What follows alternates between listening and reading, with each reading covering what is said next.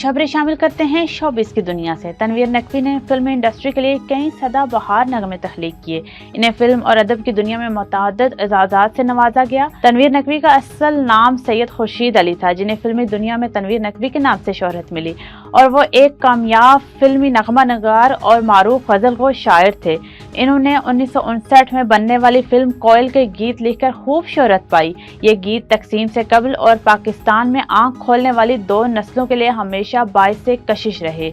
इनके गीतों में अपने वक्त में मकबूलियत के गोया हफ्ते आसमां तय किए। 1960 में फिल्म अयाज में तनवीर नकवी का गीत रक्स में है सारा जहां शामिल था। ये भी अपने वक्त का मकबूल तरीन गीत साबित हुआ। तनवीर नकवी एक बेहतरीन शायर और बाकमाल नगमा निगार तस्लीम किए गए। उनकी फिल्म अनारकली के गीत और कई दूसरे नगमात ने धूम मचा दी। कराची में वर्ल्ड कल्चर फेस्टिवल का आगाज हो गया है। 141 ममालिक के फनकार अपने फन का मुजाहिरा करेंगे। कल्चर फेस्टिवल में पेंटिंग, मौसीकी, थिएटर और डांस पर परफॉर्मेंस शामिल हैं। वज़ीर आला सिंध मुराद अली शाह ने वर्ल्ड कल्चर फेस्टिवल का इफ्तिताह किया। तकरीब से खिताब करते हुए कहा, खुशी है दूसरे वर्ल्ड कल्चर फेस्टिवल का इफ्तिताह कर रहा हूँ।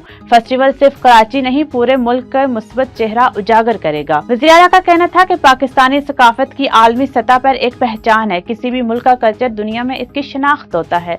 सूबाई हुकूमत सकाफत के फरोग के लिए इक़दामात कर रही है। दुनिया भर में फनकार कल्चर शो के लिए कराची आ रहे हैं। और बॉलीवुड अदाकार इमरान हाशमी ने अपनी आने वाली फिल्म हक पर शदीद तनकीद के बाद दावा किया है कि उनकी फिल्म मज़हब इस्लाम के खिलाफ नहीं और ना ही इसमें किसी बरादरी या कौम को निशाना बनाया गया है।